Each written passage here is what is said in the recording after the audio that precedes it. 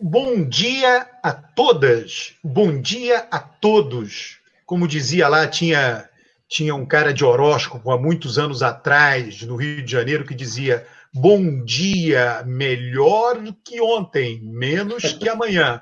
Bom dia, Paulo Gala, bom dia, Thales Nogueira, bom dia, Mauro Osório. Bom dia, gente. Bom dia, bom dia. Olha, estamos aqui com mais uma live nessa conversa com os economistas. É uma satisfação muito grande, Paulo, aqui a gente receber duas figuras aí que entendem muito de seus respectivos estados, são estudiosos de seus respectivos estados, Thales Nogueira e Mauro Osório. Thales e Mauro, eu sempre peço, né, Paulo, nós sempre pedimos aí para que vocês se apresentem de uma forma sucinta, um pouco da formação, da trajetória profissional, né, e da área de especialidade dentro da economia. Bom dia, de novo. Bom dia. Quem começa? Vai lá, Mauro. Vamos lá? Então vamos lá. Bom, meu nome é Mauro Osório, eu sou carioca, filho de cariocas, fiz economia na UFRJ, depois eu fiz doutorado em planejamento urbano e regional também na Universidade Federal do Rio de Janeiro e quase a minha vida inteira, quer dizer, a maior parte da minha vida, eu trabalhei no Ministério da Fazenda, mas a maior parte da minha vida foi voltada para a questão de desenvolvimento regional e a questão, quer dizer, do Rio de Janeiro, né? Então, me dediquei bastante a isso. E, Mário, primeiro, obrigado aí pelo convite, né? Alberto Almeida, obrigado pelo convite. E está aí com o Paulo Gala, está aí com o Thales, é uma maravilha, um orgulho, é sempre bom estar discutindo desenvolvimento regional no Brasil, que às vezes é um tema até que não é um tema tão conhecido. E eu não podia deixar de fazer uma citação aqui ao Carlos Lessa, que faleceu recentemente, né, que escreveu um livro maravilhoso sobre o Rio de Janeiro, chamado Rio de Todos os Brasis. Ontem teve a missa de sétimo dia dele, e devemos republicar o livro dele. Acho que vou ter o prazer e o orgulho de fazer o prefácio. E foi uma referência, um professor de toda uma vida para mim. Eu tive também o prazer de ter vivido com a geração de brasileiros que pensavam no Brasil, né? E o Carlos Lessa, com certeza, era um deles. Bom, principalmente a partir da minha tese de doutorado, eu passei a refletir e trabalhar basicamente com a economia regional. É claro que procurando articulá-la e integrá-la com a economia nacional. E tem um grupo de pesquisa na UFRJ, eu sou professor da Faculdade Nacional de Direito desde 94, e lá tenho mestrado e doutorado interdisciplinar, eu oriento muitas coisas sobre o Rio de Janeiro, e atualmente, depois de ter ficado 4 anos no Instituto Pereira Passos, que é um instituto de pesquisa sobre a cidade do Rio de Janeiro, bastante conhecido, e agora eu fui para a LERJ, que a LERJ, pioneiramente, ela criou, a semelhança do Instituto Fiscal Independente do Senado, o Instituto Fiscal Estadual, e a ideia é nós discutirmos não só as finanças estaduais, mas qual é a agenda para o Estado do Rio de Janeiro para tirar ele dessa longa crise, né? Vou ter um mandato de 4 anos, vou ter autonomia, vou ter independência. Eu acho que sinaliza também uma situação nova no Estado do Rio de Janeiro. E então, agora há um mês, a gente começando esse trabalho nesse momento difícil, nesse momento de renovação do acordo com o governo federal, difícil renovação, com o governador aí com o processo de impeachment aberto, enfim. Porque o Rio de Janeiro, há muito tempo, não é fácil, né? Dizem que o Brasil não é para iniciantes, o Rio de Janeiro mais ainda, né? E vai ser uma alegria estar podendo discutir isso com vocês aqui. Antes de passar para o Thales, muito interessante, depois que o Mauro Osório foi para a LERJ, abriram um processo de impeachment contra o Witzel. Esse sujeito, além de conhecer muito do Estado, é muito poderoso. Thales. Bom dia a todos. Primeiro, agradecer ao Alberto, ao Paulo, pelo convite para participar. Esse espaço que vocês criaram durante a quarentena tem sido muito frutífero. Eu sou economista também, mas fiz minha pós-graduação, mestrado em estatística. A minha carreira, boa parte dela eu fiz no setor privado, segui um caminho um pouco diferente. Não fui para o mercado financeiro, mas fiquei no setor privado um bom tempo. Transitando também na academia inicialmente, Depois, mais recentemente, eu fui consultor da Fundação Dom Cabral. Foi onde eu comecei a trabalhar também na área de pesquisa de economia regional e das finanças do Estado. E, atualmente, eu estou como assessor do município da região metropolitana de Belo Horizonte, que é o terceiro maior orçamento do Estado, que é Contagem, que inclusive é uma cidade industrial. E já faz alguns anos que eu acompanho de perto os dados, a conjuntura mineira, tanto a nível acadêmico, como também por questões vinculadas aos meus trabalhos nas empresas nas quais eu estive. E vai ser um prazer destrinchar essa situação. Minas Gerais também não é para iniciantes, embora nós não tenhamos tantas peculiaridades e curiosidades como o Rio. Peculiaridade, você tá sendo generoso.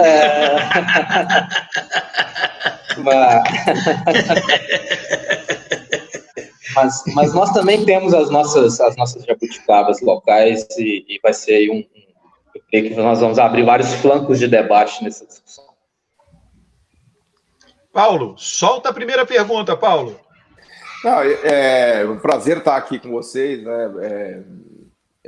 A Covid, né, tem esse lado, né, que nos aproxima das pessoas, por incrível que pareça, a gente está mais distante fisicamente, mas mais próximo de mais gente virtualmente, né? E eu achei muito interessante essa colocação de que o desenvolvimento regional às vezes é colocado de lado e tem menos valor. Na verdade, o desenvolvimento econômico ele é regional, ele não é nacional, né? Quem se desenvolve de verdade são os municípios e os estados, né? O país é um ente que não existe, né? O país ele é um somatório de municípios e de estados, né? Então, quando há desenvolvimento, você pega, por exemplo, a China, que está se desenvolvendo muito. Quem está se desenvolvendo é Shenzhen, é Xangai, é Beijing, né? Então, essa perspectiva é muito boa, né? Eu começaria fazendo duas perguntas básicas, assim, né, para vocês, que são dois grandes especialistas, até para dar o pontapé inicial aqui do debate, para as pessoas que estão nos assistindo também nos entenderem, né? Quais são as perspectivas que vocês enxergam de desenvolvimento regional e local no futuro, né?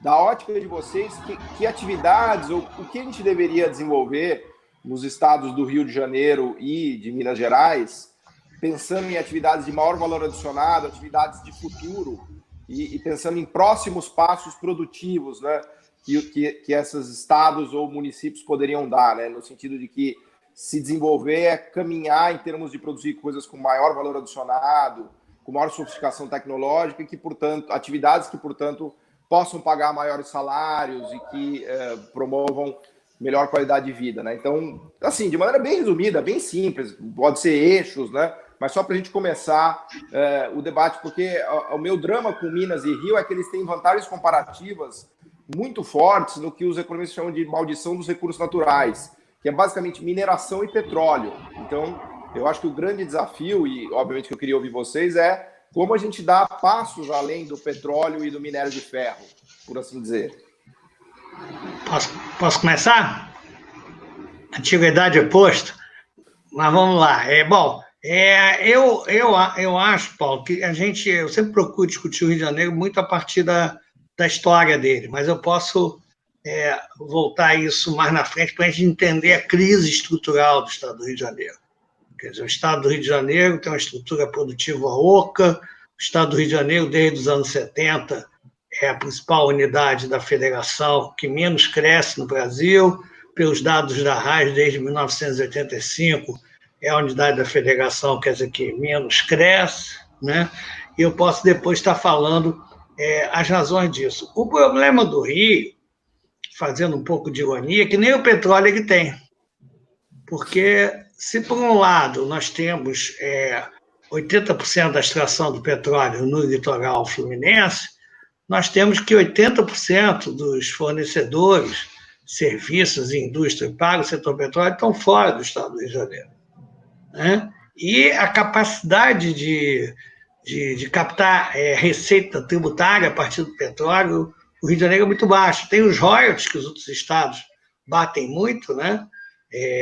Principalmente ali o governador do Piauí, que é o que mais bate, e fica pressionando o STF para votar uma redivisão dos royalties que foi aprovada no Congresso, que está hoje pendente até hoje no Congresso, mas se fizer isso, quebra o Estado do Rio de Janeiro, literalmente, sem nenhum exagero. Mas, então, os fornecedores estão fora do Estado do Rio de Janeiro, a cadeia está fora, é uma riqueza que vaza. Do ponto de vista de ICMS, a gente não pode cobrar praticamente nada, porque quando vende para outros estados, o ICMS é no destino. Quando exporta, tem a Lei Candir, e, segundo a Fundação do Pará, existe uma dívida com o Estado do Rio de Janeiro em torno de 60 bilhões. Quer dizer, isso aí varia. Mas agora teve um acordo em que vão dar uma migalha para o Estado do Rio de Janeiro, né? Vão dar 200 milhões para o Estado do Rio de Janeiro por ano, né? E quando na verdade, a gente deveria receber 4 bi, vão dar 200 milhões, né? Então, quando extrai o petróleo, o ICMS paga onde é consumido e não onde é produzido. Quando exporta, tem a Lei Candir, que nunca foi cumprida, e agora vai ser cumprida uma migalha. Ainda tem o REPET, que eu acho que não tinha que ser discutido nacionalmente, porque hoje, quer dizer, a extração de petróleo, dizem que o melhor negócio do mundo é o petróleo bem cuidado, né? O segundo melhor é o petróleo mal cuidado. Eu não vejo porque, com o custo de extração de petróleo na Bacia de Santos, que está na ordem de $5 o custo, né, o custo marginal por barril, então não vejo muito sentido. Eu acho que o Rio de Janeiro precisa pensar, do ponto de vista estritamente econômico, pensar não a partir de setores. Eu acho que a gente tinha que pensar a partir de complexos produtivos, ou como o professor Zé Cassiolato, lá da FRJ, nós temos trabalhado muito com o grupo dele, fala em sistemas produtivos. Então, vamos pensar a cadeia produtiva do petróleo e gás. O que pode ser atraído para o Rio de Janeiro, quais são os gargalos tributários, de infraestrutura, a discussão de conteúdo local, qual é a discussão correta de conteúdo local. A outra coisa que está muito na moda agora, infelizmente, né, é o complexo produtivo e da inovação em saúde. Ou seja, quer dizer, o SUS é um sistema, um gigante com pés de barros. Porque, na verdade, nós importamos, aí os números variam, o Carlos Gadeira é o maior especialista disso, lá da Fiocruz, está no Rio de Janeiro, e os cálculos, dependendo da metodologia, a gente está importando aí de 15 a 20 bilhões de dólares ano. Quer dizer, vem uma desvalorização cambial como veio agora, o SUS entra numa crise ainda maior. Então, por que não nós não usarmos o poder de compra? Né? Os Estados Unidos faz isso, outros países fazem isso, e se nós fizermos isso, é claro, com um naco disso importante, pode ficar... Você tem os dados, desculpa interromper, os dados do SUS, quanto que vai para o Rio de Janeiro? Porque a minha impressão é que o Rio de Janeiro, ele abocanha uma parcela grande, né? Ele poderia usar isso como catapulta de produção também, né? O Rio de Janeiro, ele tem, uma vantagem e uma desvantagem, né?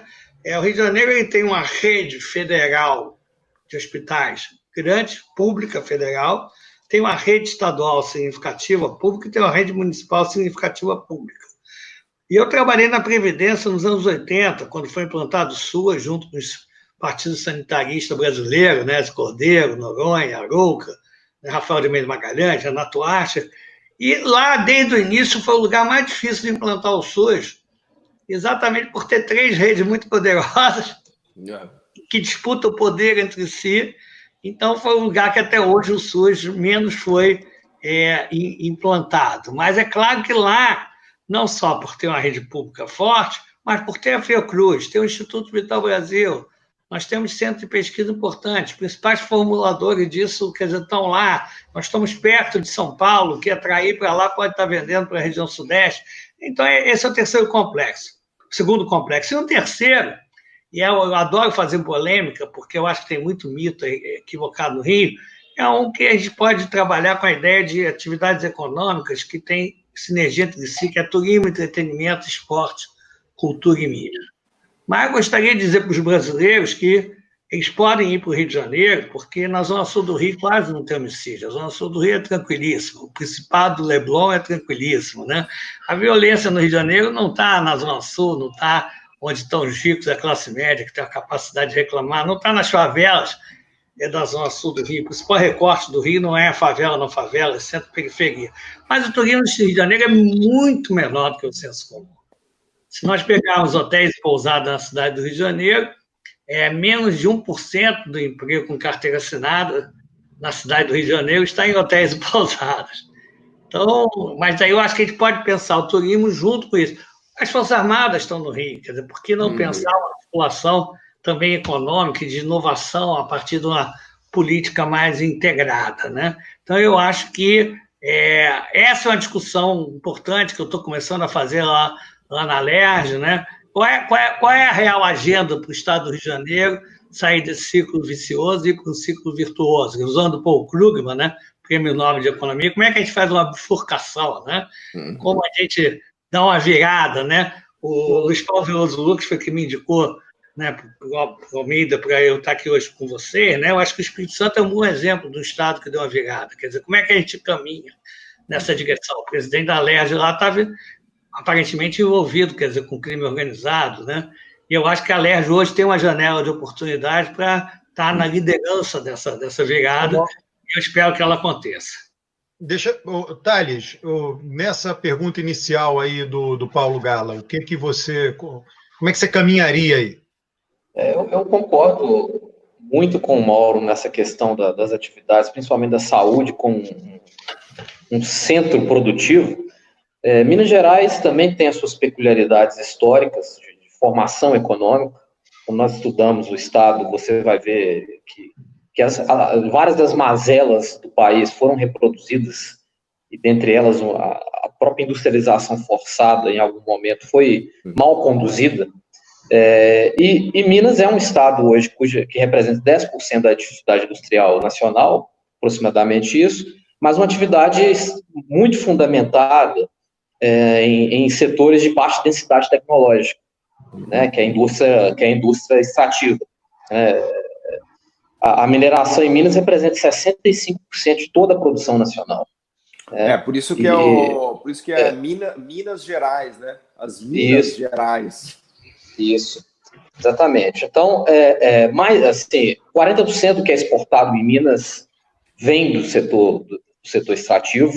Né? Nós temos também uma boa agricultura, 14% das exportações vem da cafeicultura, e aí nós temos um bom avanço nesse setor, muito por conta também da instituição das universidades rurais.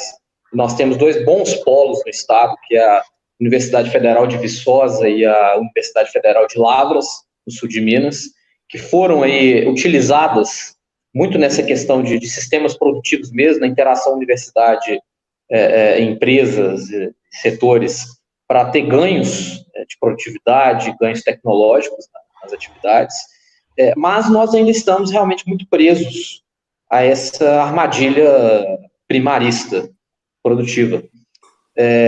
No caso da mineração, isso é mais premente e até um pouco mais dramático, até pelas questões de irresponsabilidade ambiental. Nós já tivemos aí, num período de 5 anos, 2 casos graves causados pela atividade minerária. Hoje, em Minas Gerais, ao longo do período do ciclo mundial de commodities, aquele ciclo conjuntural, Minas acompanhou, talvez tenha sido o estado que mais tem usufruído daquele bom ciclo que o país como um todo usufruiu, e Minas, que tem uma correlação muito grande com o ciclo nacional, Minas também usufruiu muito disso. E não aproveitou esse ciclo 2003, 2012, 2011 para diversificar, né? Ou seja, para aproveitar esse boom nas receitas estaduais. Pelo contrário, nós tivemos um problema que foi intensificar muito investimento nas atividades minerárias, ao mesmo tempo em que as despesas do Estado se concentraram em áreas que não voltavam. Deixa eu te perguntar uma coisa, Thales, desculpa interromper. A que se deve isso? Você acha que foi uma falta de ímpeto empresarial para diversificar? Foi uma falta de estímulo do governo? Não sei pensar em criticar pessoas e governo, mas pensando do ponto de vista de uma reflexão, assim, você que é um grande conhecedor do coração mineiro, né? O que você acha que poderia ter sido feito, né? Se é que poderia ter sido feito algo diferente, né? E eu pergunto isso no intuito de pensar o futuro, não de criticar o que, enfim, o que foi feito, né? Mas no sentido de a gente tentar pensar e aprender sobre o que ocorreu e sobre essas experiências, assim. E depois queria, obviamente, ouvir também o Mauro sobre isso, né? Porque eu acho que é legal a gente usar o passado, enfim, para alguma forma ter um aprendizado disso, né? Para a gente não sair traumatizado e sim tentar aprender para dar novos passos, né? Eu acho que é muito difícil, e nós economistas precisamos cada dia mais voltar a esse tipo de reflexão histórica, estrutural. É muito difícil explicar esses casos, essas particularidades dos estados, sem voltar para a nossa formação, né, como sociedade, como Estado, como organização social. E Minas foi muito da formação urbana de Minas Gerais, e foi feita baseado nessas atividades, né? Nós temos eixos no estado, os municípios mineradores que são extremamente dependentes dessa atividade, e isso vai criando um ciclo vicioso em que os entes subnacionais, eles também não querem mudanças estruturais e diversificação econômica, porque a maior parte da receita deles advém dessas atividades. Então, isso vai se reproduzindo, as entidades de classe também. É mais fácil, né? É mais fácil de manter, né? Exato. As entidades de classe, que também deveriam cumprir um papel preponderante na defesa de uma industrialização mais focada na alta tecnologia, diversificação para setores produtivos, sistemas produtivos, elas não cumprem esse papel. Pelo contrário, elas se tornaram lobbies dessas empresas e desses setores, não é? E os executivos, os legislativos estaduais e municipais, eles nada mais são do que a representação dessa agenda, né? desse dogmatismo que talvez também tenha muito a ver com o que nós adotamos aí pós-Plano Real, que foi o que dominou o ideário econômico brasileiro pós-Plano Real. No caso de Minas Gerais, por exemplo, o valor adicionado industrial, ele sofreu uma grande alteração desde o Plano Real, né? Só nesse período do ciclo de commodities, a atividade extrativa, o valor adicionado dela ampliou-se de 3% para 6%. Porra, dobrou. E as atividades de transformação, da indústria de transformação, caíram de 18% para 13%. Né? Então, você vê que mesmo nos períodos de bonança, essa economia política viciada, que não é exclusividade de um Estado ou outro, mas é uma questão estrutural nacional, de uma agenda econômica que se perpetua no país e que, infelizmente, hoje eu sinceramente, principalmente, nós vamos entrar nisso mais adiante, principalmente no cenário de forte restrição fiscal dos Estados, eu não vejo muita saída, principalmente pensando no ponto de vista de voluntarismo dos governos estaduais, em tentar articular, junto ao governo federal, uma agenda integrada de desenvolvimento regional.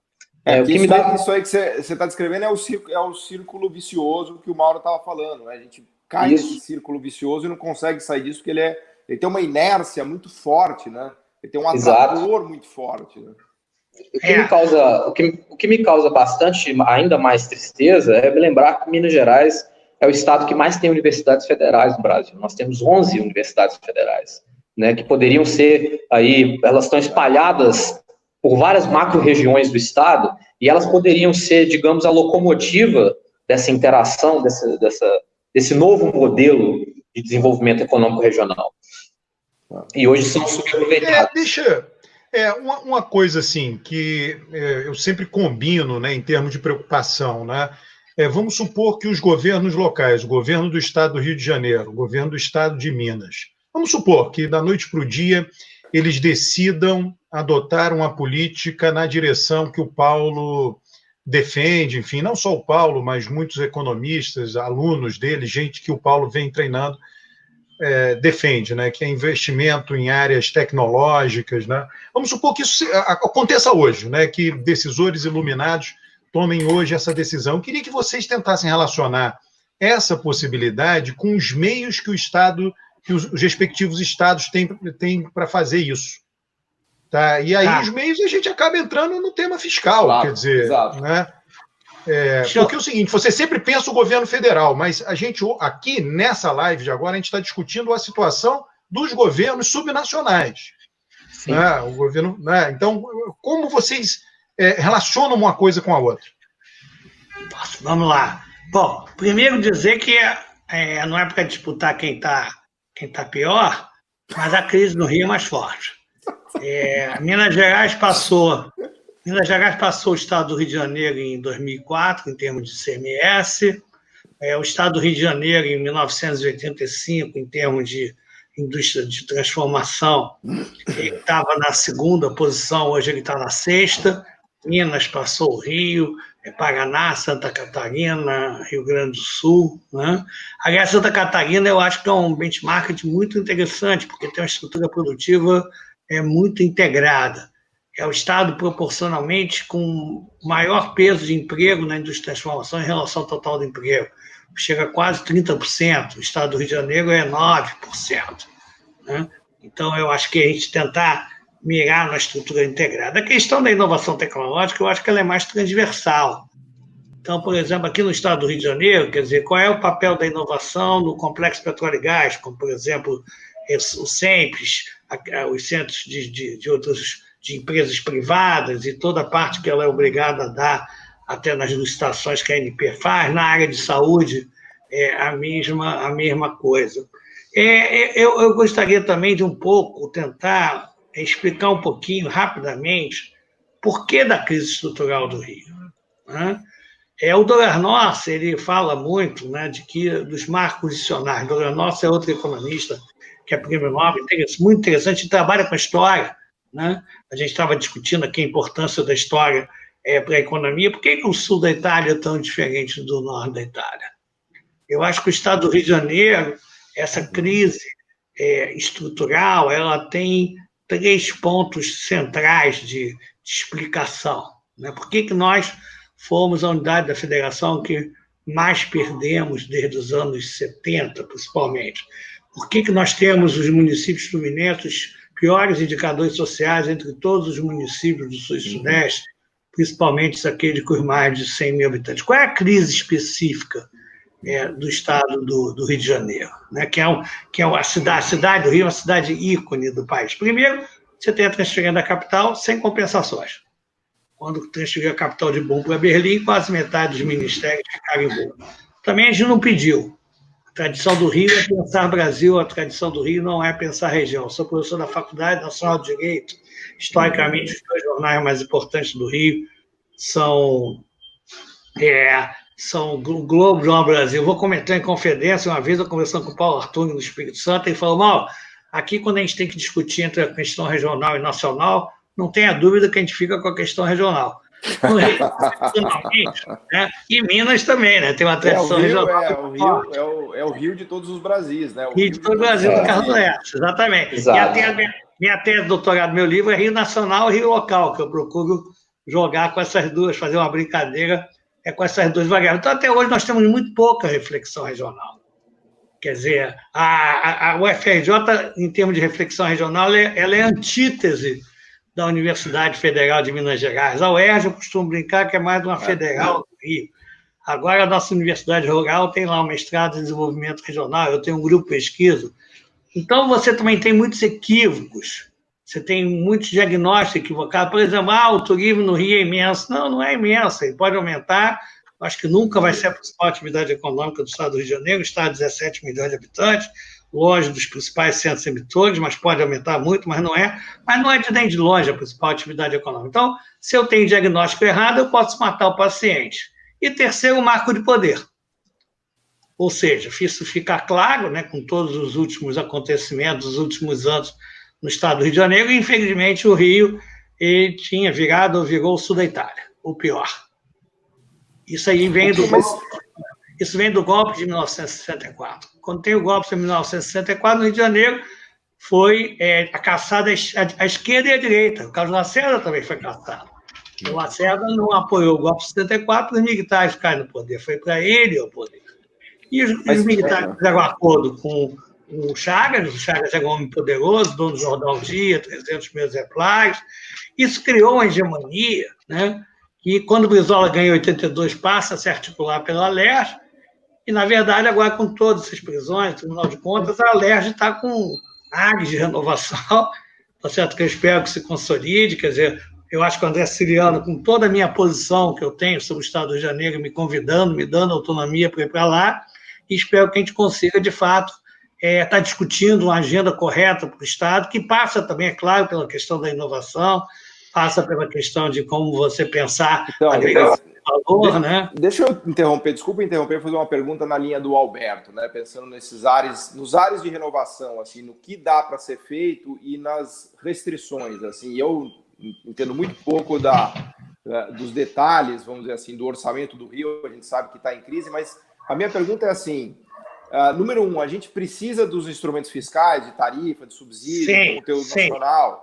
E quais são as restrições? E o que dá para fazer sem a agenda fiscal? Ou seja, na linha do que o Alberto perguntou, é possível fazer coisas que não passem necessariamente pela necessidade de usar esses instrumentos fiscais ou não? Ou a gente no Rio está fadado vamos dizer assim, ficar mergulhado nessa crise fiscal e não poder usar o Estado do Rio de Janeiro com nenhum tipo de política pública que dependa de orçamento para fazer coisas, né? E se isso é verdade, se dá para fazer outras coisas, pensando nessa ideia de novos ares, né? Não, eu acho que, primeiro, se nós no Estado do Rio de Janeiro entendemos quais são as questões do Estado do Rio de Janeiro, que nós não entendemos, a verdade é essa, mesmo correndo o risco de ser arrogante, né? Isso já é um avanço fundamental. Boa. Segundo, a gente precisa também estar discutindo muito hoje na Alerj, com o setor empresarial, estão começando a discussão mais aguda disso, e com as indústrias, qual é a racionalidade fiscal e tributária para o Estado do Rio de Janeiro? Quer dizer, como é que a gente pode dar competitividade tributária para o Estado do Rio de Janeiro em relação aos demais estados? E é claro que eu acho que tem muita coisa que pode avançar. Vou dar um exemplo. As prefeituras de Niterói e de Maricá, que têm um pouco mais de dinheiro, doaram 90 milhões para o governo estadual, para o governo Witzel, para fazer um hospital de campanha em São Gonçalo, só que ele foi incapaz de gastar. E o dinheiro acabou não indo. Então, é claro que tem muita ação que, com racionalidade, com melhoria da gestão pública, de ambiente de negócio, você pode fazer. Agora, Paulo, tem uma outra questão que é inescapável, que é o seguinte: o Estado do Rio de Janeiro é o 11º estado em termos de receita pública por habitante. 11º. Tem alguma coisa errada do ponto de vista tributário federativo. E o acordo que foi feito da dívida com o Estado do Rio de Janeiro é absolutamente draconiano. Ele é impagável. Quer dizer, como é que o Estado do Rio de Janeiro, agora o Odebrecht fez um acordo, vai pagar em 50 anos. Como é que o Estado do Rio de Janeiro vai conseguir pagar essa dívida nessa crise, que foi muito mais forte de 2015 para cá, em 6 anos, em 3, que pode renovar ou não? Estamos agora discutindo essa renovação, acho que aos trancos e barrancos ela vai sair, senão a gente quebra de novo. Nós temos a Prefeitura do Rio de Janeiro que deve atrasar salário no segundo semestre, possivelmente, provavelmente. Então, existe uma injustiça. O governo federal arrecada, só encerrando, o governo federal arrecada 170 bilhões no Estado do Rio de Janeiro e devolve 33. Em Minas Gerais é quase elas por elas. Então, a gente precisa também estar discutindo essa questão tributária federativa. O governo do Rio de Janeiro, no projeto aprovado pela Câmara, nós íamos ter uma compensação pela perda de ICMS de 10 bilhões. Na proposta que saiu lá do Senado, feita junto com Paulo Guedes, talvez por influência do presidente Bolsonaro, não sei, vamos receber 2. Ou seja, de 10 vai passar para 2. Certo? Nossa tendência é atrasar salário de novo no segundo semestre desse ano.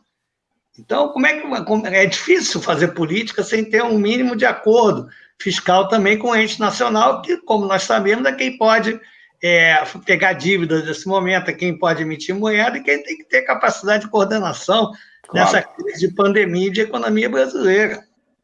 Deixa passar aí o mesmo assunto aí para o Thales. Minas Gerais, acho que nós estamos discutindo quem está menos pior, não é, Mauro? Realmente nós temos algumas vantagens, principalmente no que tange a receita de ICMS, embora não sejam assim tão significativas. E eu também concordo com o Mauro, que eu poderia também fazer uma narrativa mais de economia política, de como Minas chegou até aqui. Vocês têm o PDMG, vocês têm a Fundação João Pinheiro, pelo amor de Deus. Nós temos, além de 11 universidades federais, que são... Pô, em geral, a minha impressão é que o mineiro queria ser carioca, mas agora eu tô vendo que é o carioca que quer ser mineiro aqui, né? Não, quer ser carioca por causa do mar, por causa do... Nós temos que começar... Olha só, nós temos que começar a reivindicar regionalmente, mas não precisamos virar provinciano. Não estou dizendo que o mineiro é provinciano. O carioca precisa olhar como é que ele capitaliza regionalmente essa história nacional do Rio. Sim, sim. Realmente, Minas é muito rico na reflexão regional. Né? Nós temos o CEDEPLA, que é um centro que foi criado para isso, e grandes pensadores nacionais que de lá saíram. Citar um exemplo clássico, Paulo Haddad e outros que influenciaram muito a agenda de desenvolvimento local no Brasil. Nós temos uma escola de governo, a escola de administração pública, que é uma vanguarda na América Latina, que é a Fundação João Pinheiro. Assim, não é por falta de reflexão regional que Minas Gerais padece nesse momento. Né? Nós temos uma formação política também muito problemática, e essa relação do que, pegando lá os termos do Faoro, de um capitalismo cartorial que dominou o estado de Minas também, um corporativismo, e talvez Minas, nesse sentido, sofra mais que o Rio. O orçamento público foi muito mais capturado pelas forças corporativistas e elites econômicas, e em Minas isso é mais dramático, eu acho, do que em outros estados. Vide o caso recente de em meio a uma crise fiscal brutal, o Estado está discutindo um reajuste para as forças policiais. Por iniciativa do Executivo. Deixa eu fazer uma brincadeira contigo. Vocês têm 1 Newton, nós devemos ter uns 10. E é curioso isso, né? Porque, como eu disse, no período de 2003 a 2010, 11, onde nós vivemos esse ciclo de bonança global, e que Minas Gerais foi talvez o estado que mais se aproveitou no Brasil, como eu já disse, nós não utilizamos, de fato, esse período para fazer reformas estruturais. E aí eu concordo muito com o Mauro, de que não dá para dissociar uma agenda local, uma agenda de desenvolvimento regional, de um grande plano nacional capitaneado pela União, e, evidentemente, nós aí vamos entrar, sobretudo, nas questões federativas, e que hoje estão mais prementes no âmbito tributário, as questões do ICMS, destino, origem, a questão da Lei Candir, que Minas também vai receber uma migalha nesse acordo que foi feito. Nós tínhamos aí mais de 70 bilhões, mais até do que o Rio para receber, e vamos receber muito pouco nesse novo acordo. Minas Gerais também já sofreu, talvez nós tenhamos sofrido mais do que vocês, Paulo. Não sei se vocês estão lembrados, no governo Itamar, Minas Gerais sofreu muito naquela época, naquela rixa Itamar-FHC, e nas renegociações das dívidas estaduais, nós ficamos com resíduos que outros estados não ficaram. Por exemplo, Minas ainda tem 20% da dívida atrelada ao dólar, de dívida externa, que nesse período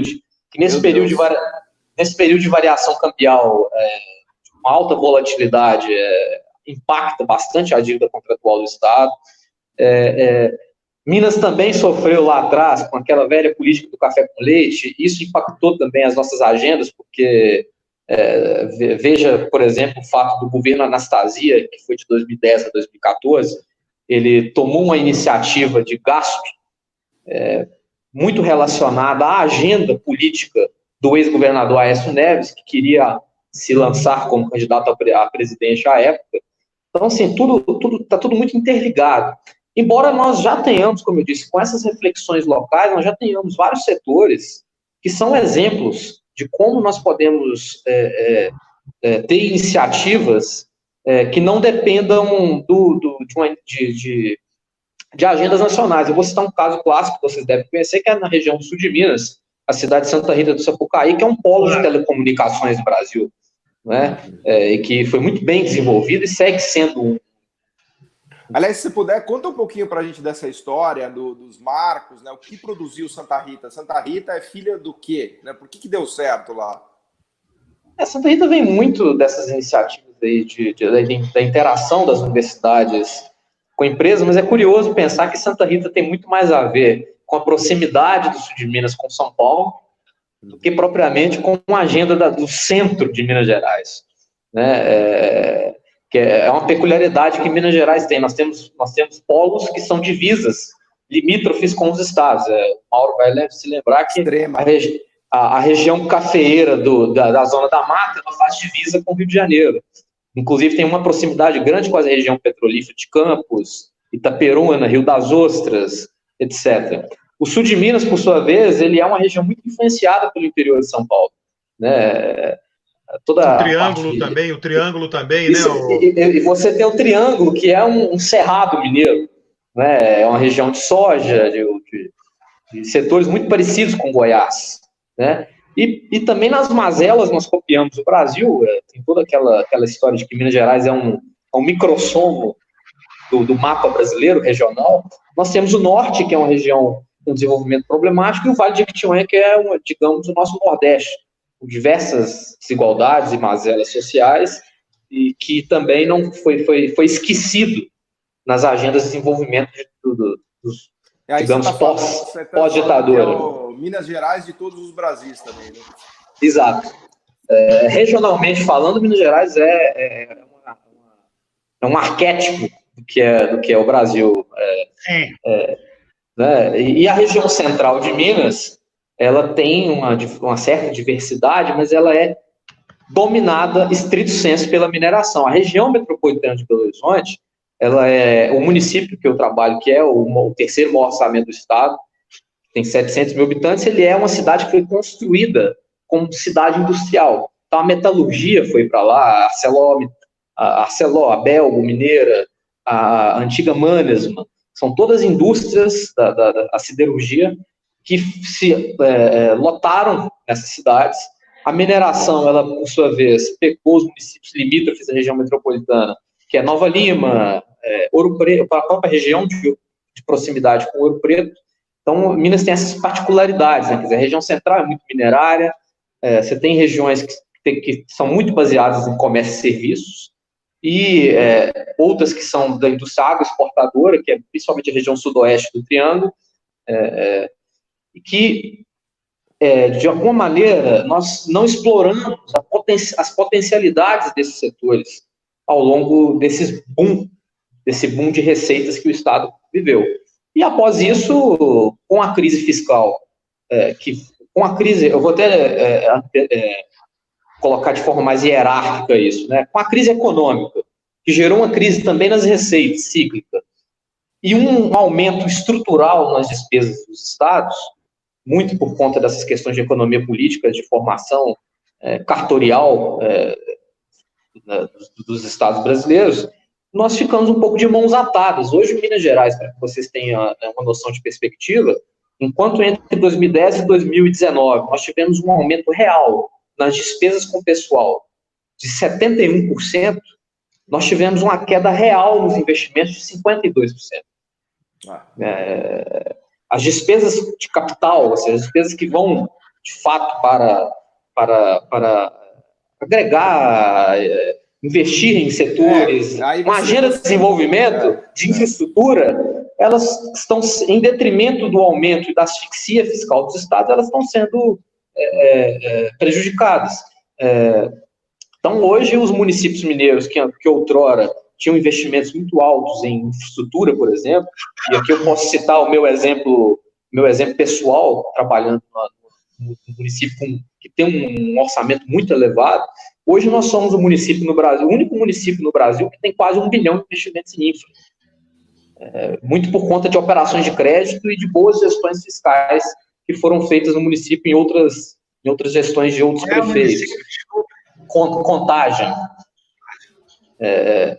Mas, pegando isso são casos isolados, são municípios que têm a sua vida própria, digamos assim, que têm setores bem organizados, um comércio e serviço relativamente bem organizados e que conseguem transitar bem pelos ciclos negativos da economia brasileira e também do Estado. Mas mesmo assim... Pelo que vocês estão me falando, o estrangulamento fiscal, enfim, assim, claro que a gente está numa pior conjuntura da história brasileira dos últimos 50 anos, mas, então, pelo que eu entendo, assim, o estrangulamento federal, que só poderia ser aliviado pela União, que é quem tem capacidade de tomar dívida pública, seria a única saída, porque sim, fora estruturalmente isso, a gente está estrangulado de maneira... Paulo, enfim, Paulo, mas deixa eu falar uma coisinha, duas coisas. Primeiro, isso é verdade, e com toda certeza não é para puxar a brasa para a nossa sardinha, não é a nossa tradição, nós somos os lugares mais complicados. Por quê? Vou te dar um exemplo. Nós temos uma máquina estadual que no Poder Executivo, o Zé Roberto Afonso ele fez umas contas, o Rio e o Espírito Santo eram os 2 estados que menos gastavam com o pessoal ativo do Poder Executivo proporcionalmente, contando pela receita corrente líquida, contando pelo PIB. Nós temos, por exemplo, tínhamos 800 engenheiros nos anos 80 trabalhando no governo do Estado, hoje nós temos 400. A Secretaria de Ação Social nessa pandemia, ela não tem um assistente social nos seus quadros. A área de turismo tem 3 técnicos. Então, nós temos uma crise fiscal, tirando a área de segurança, tirando a área de educação e de saúde, com falta de servidor público ativo, né? Então, esse é um ponto. Quando vem de 2015 para cá, a crise no estado do Rio de Janeiro ela foi absurdamente maior, porque o petróleo mergulhou, né? A Petrobras está no Rio, as empreiteiras, uma boa parte delas estão no Rio, de tal forma que, se nós pegarmos de 2015 até abril de 2019, né, aproveitar, o Ministério da Economia ficou 4 meses sem divulgar os dados do CAGED, que é um absurdo, e agora voltou a divulgar, mas não está divulgando aberto como era antes. Quer dizer, então, na verdade, está cheio de escondidinho aí também os dados de emprego carteira assinada, além do escondidinho dos dados da Covid, né, e a gente precisa cobrar isso, mas nós perdemos quase 20% do emprego com carteira assinada no estado do Rio de Janeiro. Na média brasileira foi 7%, no estado do Rio de Janeiro foi quase 20%. A cidade do Rio de Janeiro perdeu mais emprego com carteira assinada que a cidade de São Paulo. Por outro lado, tem notícias boas, da mesma forma, por exemplo, que Contagem. Quando houve os royalties ali nas regiões do Norte Fluminense e da Baixada Litorânea, no estado do Rio de Janeiro, foi tudo muito mal aproveitado. Hoje a gente tem uma novidade interessante. Os municípios de Niterói e Maricá têm aproveitado bem esses recursos. Quer dizer, agora foram feitas políticas muito consistentes, compensatórias na crise, né? Em termos de dar salário para empresas, em termos de crédito, em termos de renda, coisas muito bem organizadas. De quais municípios, Mauro? Niterói e Maricá. Porque são municípios que estão no litoral da frente de expansão do pré-sal, então estão recebendo recursos. Os 2 fizeram fundo soberano. Niterói, e até eu participei disso, fez um estudo sobre a frente marítima, então se dragar ali com 200 milhões, e dá para fazer com recurso municipal, paga em 6 anos, com aumento de ISS, você pode ter ali a base marítima do pré-sal, você tem ali empresas de tubos flexíveis para isso, você tem porto, você tem espaço para a área naval, principalmente para reparos e para rebocadores, navios de pequeno e médio porte. Maricá organizou um aeroporto que vai ser o principal aeroporto pré-sal. Maricá vai ser a primeira base 5G no Brasil, está com apoio, em acordo com a empresa. Tem uma companhia de desenvolvimento que pode virar sócia de empresa. E Maricá, finalmente umas boas notícias aí para lembrar. Maricá criou um programa de renda mínima, Paulo, que hoje é referência internacional, né? Exato. Maricá criou um programa de renda mínima que hoje é referência internacional, que é a chamada Bumbum, né? Então, esses 2 municípios, e mais, Itaboraí, que é um município, mas São Gonçalo está ali, essas 2 prefeituras têm clareza que tem que trazer São Gonçalo junto, tem 1 milhão de habitantes, tem uma receita pública por habitante que é baixíssima, né? Então tem que ter um rumo para o leste metropolitano. E Itaboraí, que teve aquela maluquice do Comperj, que nunca ia sair, aquilo foi um dos maiores estelionatos brasileiros, né? Nunca ia ter aquilo, depois eu posso explicar por quê, mas agora tem uma unidade de processamento de gás natural lá, que pode atrair indústrias em que o gás é uma boa fonte de matéria-prima, ou seja, é possível ter uma política para o leste metropolitano. O Comperj vale fazer uma live só para falar do Comperj, hein? Aquilo ali foi uma maluquice. Esse tema é legal, viu? Venderam o terreno na Lua, Paulo. Aquilo ali é uma mal. Só no Rio de Janeiro aconteceu essa coisa, porque ninguém discute o Rio de Janeiro, então o nego vai atrás de qualquer lorota. Aquilo ali foi uma maluquice completa, pô. Nós também não ficamos para trás. O Paulo citou muito bem o caso de Santa Rita. Santa Rita, eu não sei se vocês sabem de detalhes de lá. Lá tem, a gente chama o Vale da Eletrônica, pegando esse exemplo de Maricá e... É o Vale do Silício de Minas Gerais. Exato. São 153 empresas ligadas a esse polo, né? São mais de 13 mil produtos fabricados, se eu não me engano, vinculados a essa indústria, 3 bilhões anuais de receita e com boa densidade tecnológica e capacidade de inovação. Então, sim, nós temos iniciativas locais que são, digamos, os oásis nesse período de restrição fiscal, principalmente de contração econômica desde 2015. Mas eles não podem ser fatos isolados, né? Claro. Nós precisamos de agendas de coordenação mais robustas e eu acho que Minas Gerais, perto do Rio de Janeiro, comparando com o Rio de Janeiro, nós tivemos uma chance maior de fazer mudanças que o Rio não teve. O Rio, pelo que o Mauro já explicou, ele tem essas nuances que tornam as armadilhas do crescimento mais complexas do que Minas Gerais, embora nós também estejamos presos a várias delas.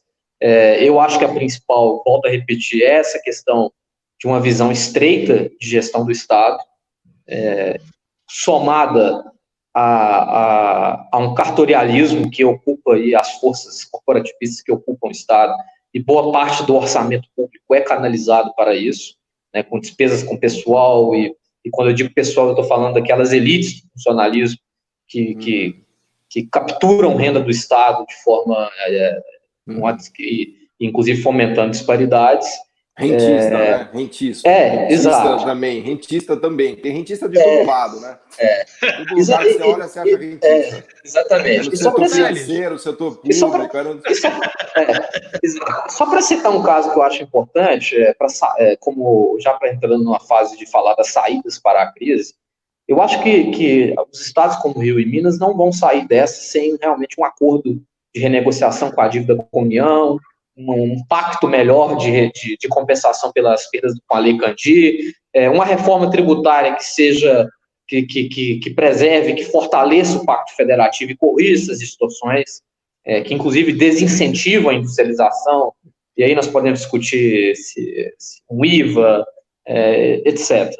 Mas no caso de Minas Gerais, por exemplo, eu acho que as medidas que hoje estão colocadas como condicionantes para que o Estado renegocie sua dívida com a União, devem ser vistas com olhares bastante críticos. Dentre elas, o fato de você ter que privatizar algumas empresas locais, como, por exemplo, a Codemig, que poderiam ser empresas carro-chefe nesse novo processo de desenvolvimento. E aí, utilizando, por exemplo, o BDMG, que é o nosso banco de fomento local, que já teve um papel muito mais preponderante em Minas Gerais, e por viés ideológico de alguns governos, isso ficou relegado a segundo plano. A carteira de crédito do BDMG ela mudou muito nos últimos anos. Mas é a mesma coisa que o BNDES. A mesma coisa que aconteceu no BNDES está acontecendo no BDMG em menor escala, porque o banco é menor, mas é a mesma lógica, né? Exatamente. Nós tivemos aqui um caso recente de uma empresa que inclusive tem capital do BNDES nela também, e ela não produziu nada até hoje, tem 6 anos. Eu tenho diversas divergências com essa política. Nós também tivemos a nossa campeã nacional aqui em Minas, e que não gerou retornos. Então, nós temos que ter muito cuidado também nessa questão da renegociação de dívidas, né, Mauro? Porque as imposições que nos são dadas nesse momento podem ser também bastante prejudiciais para os estados, né? É claro que reverter esse ciclo cartorial de uma trajetória explosiva das despesas com o pessoal, ele é um imperativo hoje, embora seja quase impossível você fazer isso, já que nós estamos falando de direitos adquiridos, seculares até, e não é simples mexer com isso.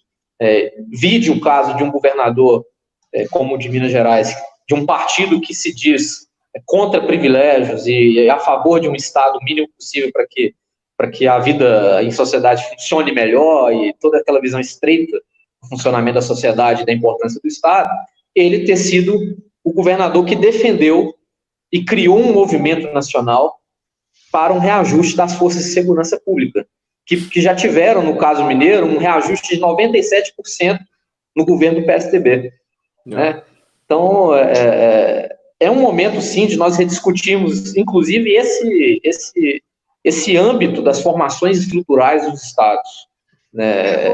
Thales, eu até, nessa coisa, só adicionando esse negócio, eu me lembro, viu, Mário Osório, já faz um tempo isso, né, o secretário de Fazenda do Rio, me esqueci o nome dele, Henrique, que foi secretário de Fazenda antes do Witzel, se eu não me engano. O último ele agora está em Minas. Tá. É o Gustavo Barbosa. Gustavo Barbosa. Eu encontrei ele num voo e ele disse o seguinte: olha, no Rio de Janeiro tem 6 coronéis da PM aposentados para cada um na ativa. Né? E o coronel da PM ele se aposenta com o maior salário do Estado, igual ao do governador, sei lá, R$36 mil, e se aposenta aos 48 anos. Exato. Fica livre para investir nas milícias aos 48 anos, com um salário de R$36 mil, e toda vez que a ativa tem aumento, ele tem um aumento igual. Quer dizer... É verdade, mas deixa eu te falar uma coisa, isso é absolutamente verdade. Nós temos também o judiciário no estado do Rio de Janeiro, que per capita ele gasta mais do que São Paulo de Minas, né? Sim. Isso foi um acordo com o Garotinho. Eles arrancaram tudo que eles queriam. Isso é uma longa história.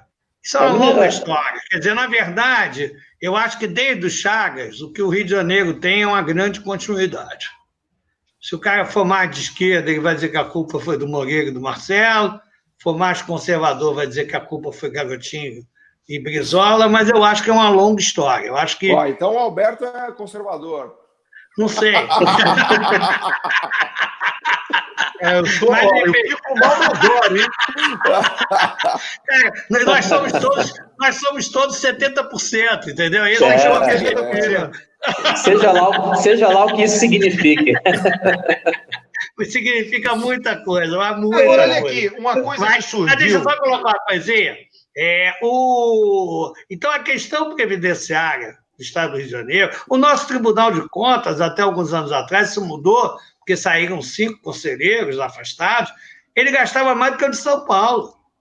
São Paulo tem a receita tributária 3 vezes maior do que a do Estado do Rio de Janeiro e tem mais de 600 municípios.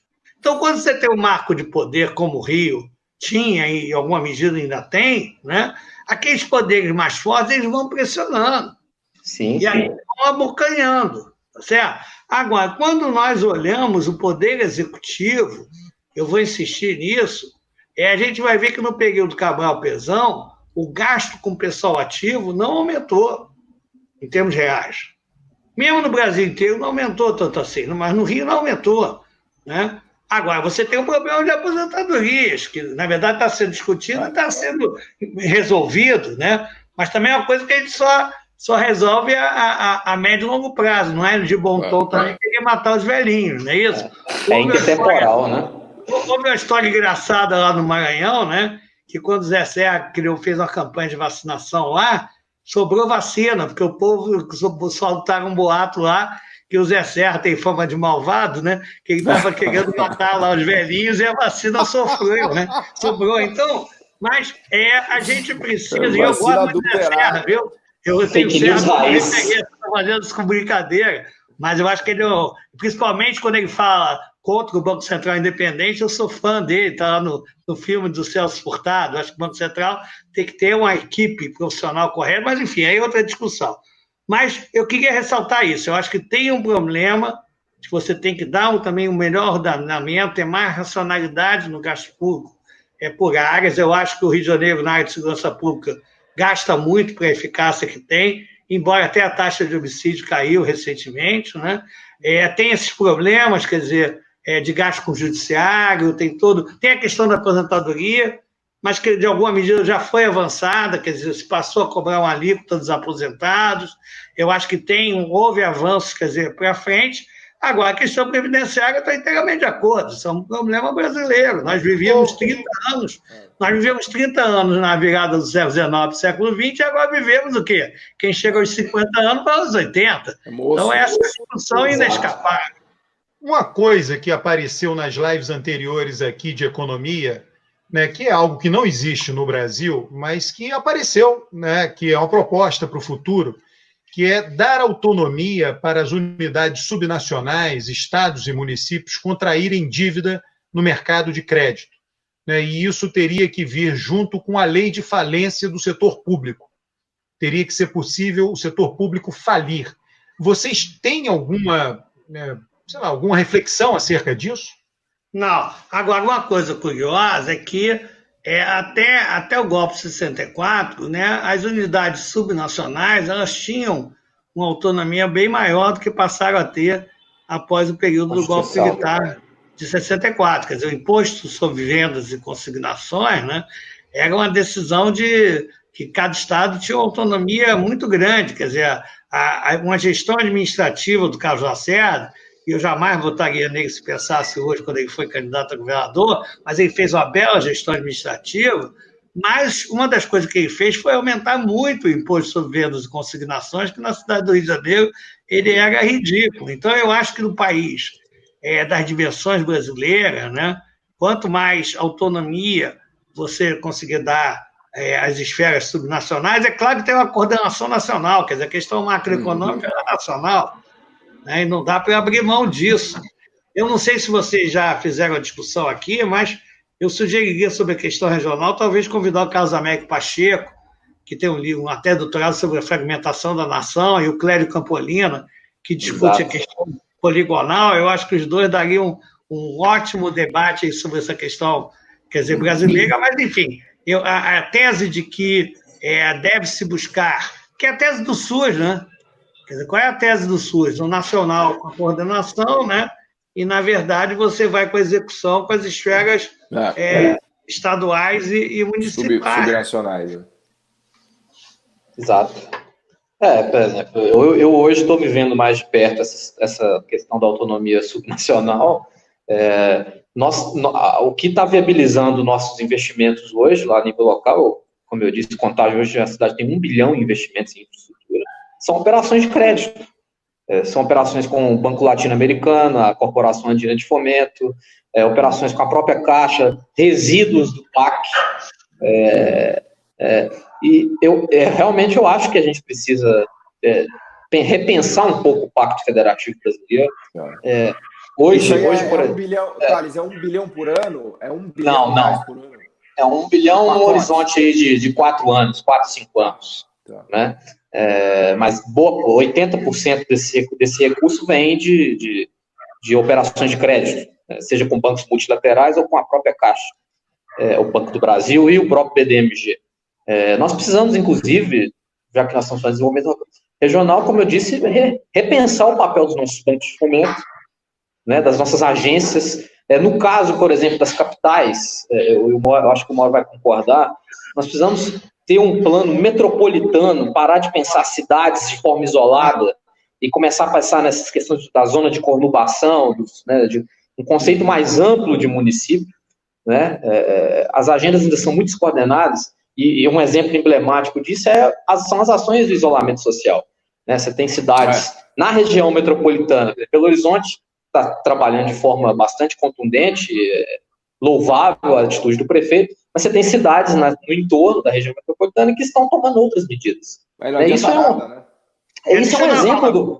até um exemplo do Brasil, né, de como as coisas são extremamente descoordenadas, agendas, etc. Deixa eu colocar um pouquinho aqui uma coisa disso. A Constituição de 88, eu sou fã dela, né? E sobre todos os aspectos. Mas eu acho que ela foi municipalista em excesso. Ela praticamente abandonou a questão metropolitana. Né? Exato. Recentemente veio o Estatuto das Metrópoles, em 2015, e isso, na verdade, abriu um espaço para a questão metropolitana. Minas Gerais, inclusive, Belo Horizonte fez, junto com a FMI, um plano lá, e uma criação da agência, que eu não sei bem como é que está andando. No Rio, houve várias discussões sobre isso, e a Assembleia Legislativa votou uma lei que é boa, quer dizer, para para a questão metropolitana. Mas o Witzel tentou capturar.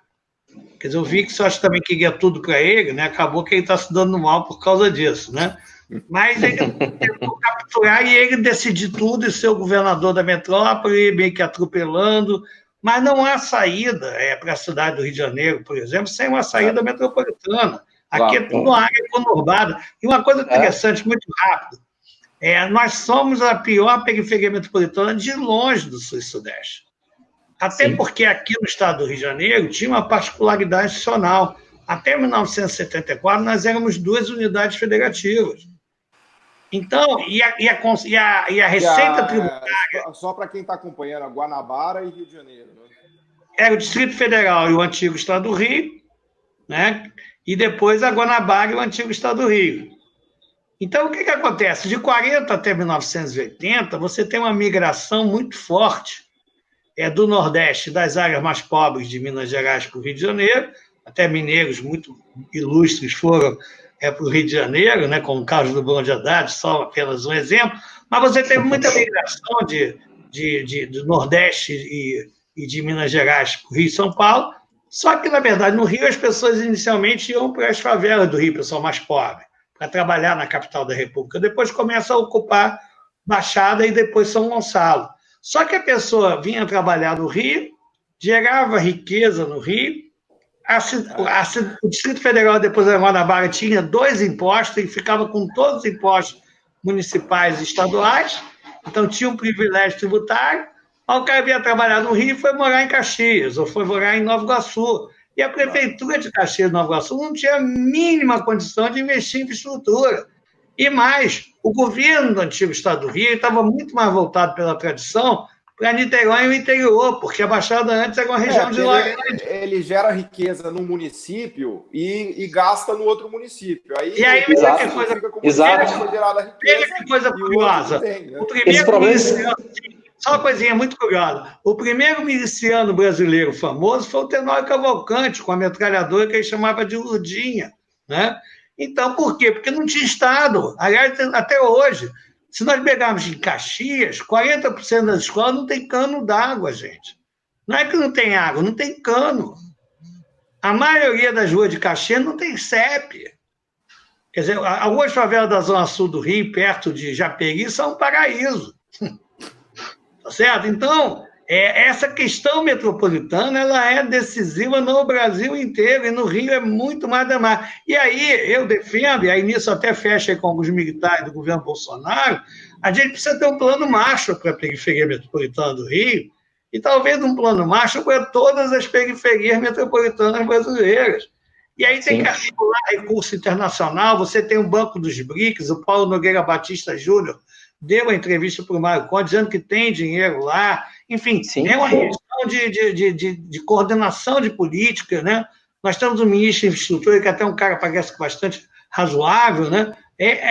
Para sair da crise, meu Deus do céu, quanto isso não vai gerar de emprego? Se a gente não fizer um programa de infraestrutura integrada, com PPP, com parceria público-privada, tá certo? Eu acho que pode ser um instrumento de retomada da economia brasileira, usando aí o Albert Hirschman, que fala dos ciclos virtuosos também, dos starts, né? Outro economista que é brilhante, trabalha com a história, né? Pode ser um start fundamental para a retomada desse país e para a resolução das periferias metropolitanas, cada uma com as suas características. Belo Horizonte é uma cidade pequena dentro da metrópole, né? O Rio é uma cidade de 6,5 milhões de habitantes dentro da metrópole, né? E muito, muito, muito conurbada. Agora, por exemplo, está dando um problema lá, porque o Bruno Covas ele quer abrir, e o município do lado, que é a mesma cidade, não quer que abra. Então, ou você tem uma governança metropolitana, não vai, não adianta. Thales. Bom. Pessoal, vamos caminhar aqui para o final. Olha, eu achei excelente, tá? Eu vou, inclusive, rever essa live, né? Eu acho que a caracterização... Caminhos para o Rio de Janeiro e Minas Gerais. Isso. A Estrada Real. Tem a Estrada Real que liga os dois estados. Boa. Exatamente. Até hoje, os dois estados vivem segundo a Estrada Real. Deixa eu te falar uma coisa. 2 grandes inspiradores meus, importantes, são 2 mineiros, de família mineiras. É o João Paulo de Almeida Magalhães, que foi um nacionalista histórico, e o Rafael de Almeida Magalhães, também filho do doutor Dario, né? Tá certo? Foram 2 referências fundamentais. O Carlos Lessa é uma coisa interessante, viu, gente? Ele estava escrevendo, não sei, eu vou ver com a família, ele estava escrevendo um livro sobre Minas como síntese do Brasil. Pô. Eu não sei até quando temos que publicar esse livro aí. E ele estava terminando antes de virar reitor, porque ele estava de decano lá no Centro de Ciência Jurídica e Econômica da FRJ, estava com um pouco mais de tempo, estava numa época muito feliz da vida, né? Eu acho que seria uma coisa interessante, eu vou conversar com a família sobre isso. Nesse ensejo, eu até aproveito para indicar o livro do professor João Antônio de Paula, aliás, um dos maiores intelectuais aí lá do CDEPLA, o UFMG. Ele tem um livro que chama O FMG e o Desenvolvimento de Minas Gerais, em que ele faz uma interseção aí, o João Antônio ele é muito sistemático, ele cataloga de forma muito bem feita aí a formação econômica de Minas Gerais. Ele é o Lessa de Minas. Isso. Então o João Antônio, o Lessa é o João Antônio do Rio de Janeiro, se quiser. Exato. Eu até diria que o Paulo Haddad é o Carlos Lessa de Minas. Eu achei muito interessante, logo de início, vocês caracterizando o potencial econômico dos respectivos estados, né, que o Mauro Osório pegou três áreas, né, e o Tales enfatizou a parte da mineração, né, Minas Gerais, e o desenrolar disso eu achei fantástico, né, os gargalos diante disso, a dificuldade dos respectivos aparelhos estatais locais de se aproveitarem disso, quer dizer, eu achei absolutamente enriquecedor, né? Para mim, o que eu acho uma coisa importante disso, né? Eu tenho aulas durante 1 hora sobre o que está acontecendo no Brasil. Como eu estou fazendo de política e economia, eu tenho aulas de política e de economia em cada live dessa. Né? Então, sem precisar, né, me debruçar em inúmeros artigos, não que eu não faria isso, mas vocês, profundos conhecedores, atalham, né? Eu acho fenomenal isso, e eu acho até que todo mundo que nos assiste deve encarar dessa forma. É ou não é, Paulo? Claro, isso é uma oportunidade maravilhosa. O que a gente aprendeu aqui do Rio de Janeiro e Minas Gerais nessa 1 hora aqui ia demorar no mínimo uns 10 anos, né? Alberto, estudo para você poder sintetizar o que eles sintetizaram para a gente. Alberto, eu acho que uma discussão interessante era revisitar a Constituição de 88. Tem uma moça que trabalha comigo que ela fez uma tese de doutorado chamada sobre a voz do cidadão na Constituição de 88. Todas as cartas encaminhadas à Constituição, as constituintes ficaram no Museu da República, no Rio de Janeiro. Eu acho que a Constituição de 88, principalmente pelos economistas liberais que bateram muito nela, né, ela ficou com uma visão ruim de saída, hoje ela tem uma boa visão. Se nós olharmos o IDH dos municípios brasileiros, de 91 para 2010, a gente vai tomar um susto como esse país melhorou. Ou seja, quer dizer, a Constituição de 88, com as determinações que ela deu, com o seu capítulo da Seguridade, fez o país ter avanços, mas muito importantes. E aí também o CEH é uma liderança nisso, né? Com a educação fundamental de lá, que é um espanto de tão boa, né? Mas talvez, fica uma sugestão de talvez fazer um debate sobre a Constituição de 88. Qual o nome dela, Mauro Osório? Maria Helena Versiani. Oi? Maria Helena Versiani, ela trabalha junto comigo, Maria Helena Versiani. Mas eu acho que podia discutir essa questão da participação do cidadão, mas, ao mesmo tempo, discutir os benefícios dela, talvez, por exemplo, a área de saúde, que é a coisa que mais avançou foi a longevidade. Quando a gente olha o DH dos municípios, isso está marcado na Constituição, que determina isso. Inclusive bate na Previdência, né? Deu tão certo. Sim. Claro. A atenção básica, toda a estrutura de atenção básica na saúde hoje é municipal. E ela é extremamente consequência da seguridade capitaneada pela Constituição. Exatamente. Boa. Vocês gostariam de fazer um fechamento, enfim, uma fala sobre seus respectivos estados, um recado para quem está nos assistindo e quem vai nos assistir? Esse vídeo fica na internet. Eu acho o seguinte, sem esquecer a questão nacional, porque a coordenação é nacional, eu acho que o recado é o seguinte, a gente precisa ampliar o debate sobre as agendas regionais, precisa discutir, quer dizer, o Pacto Federativo Brasileiro e tributário, né?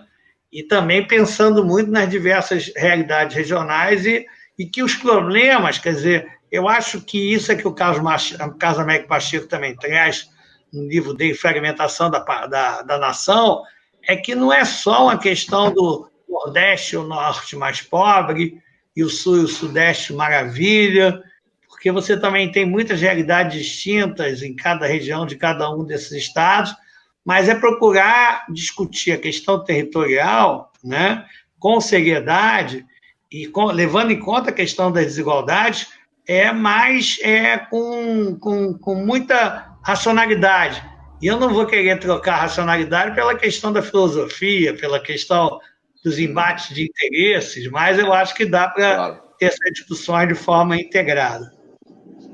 Eu também queria frisar isso, que nós precisamos, antes de discutir essas questões, principalmente relacionadas à armadilha do dogmatismo fiscal que permeia o debate econômico no Brasil, nós precisamos primeiro pensar em desmontar essas forças que capturam renda do Estado, e isso afeta tanto o plano a nível nacional, como nós enfatizamos durante a live, as questões federativas. Também enfatizar isso que o Mauro falou muito bem, nós precisamos melhorar a nossa coordenação, voltar a fazer reflexões regionais.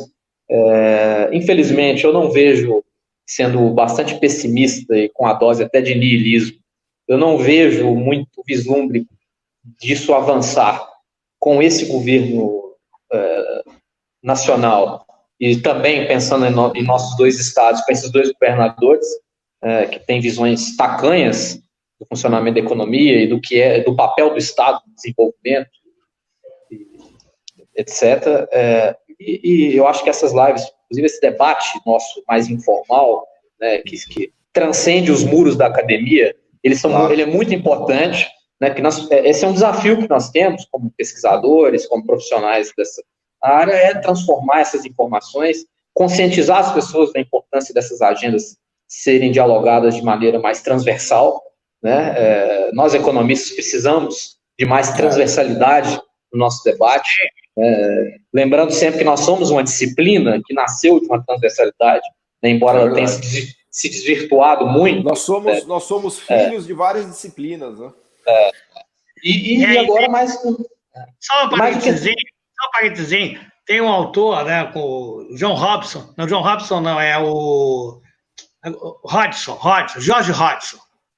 O George Hodgson, é um inglês, ele propõe que a economia ela troque de paradigma, da física para a biologia, da ideia do equilíbrio para a ideia da história e da evolução. Então, eu acho que é um pouco por aí, né? Faz tempo já, demorou. E eu acho que tudo que nós debatemos aqui, outro dia eu fui revisitar aquele fantástico ensaio do Keynes, As Possibilidades Econômicas para os Nossos Netos, e fiquei até bastante entristecido em ver que aquela utopia que ele traça, né, de um mundo menos dependente do problema econômico, né, que o Keynes previa que o problema econômico fosse resolvido a médio e longo prazo, nós estamos muito distantes da utopia keynesiana. Né?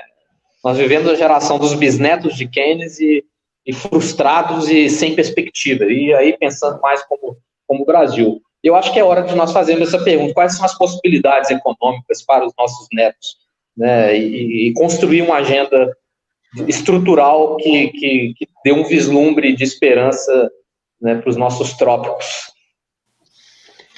Eu queria agradecer a vocês dois, pessoas com conhecimento muito extenso, muito profundo de seus estados, excelentes expositores, a fala de vocês muito clara, muito didática.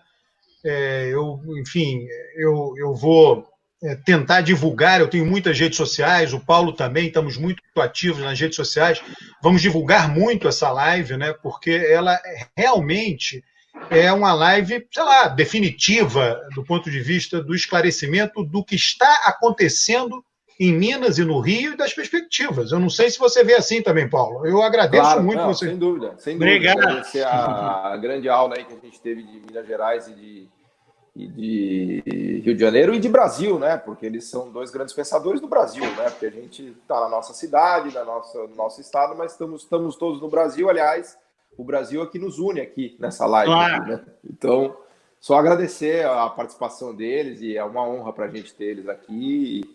E show de bola. Obrigado. Obrigado, gente. Bom Obrigado, feriado, gente. bom fim de semana. Bom final de semana. Valeu.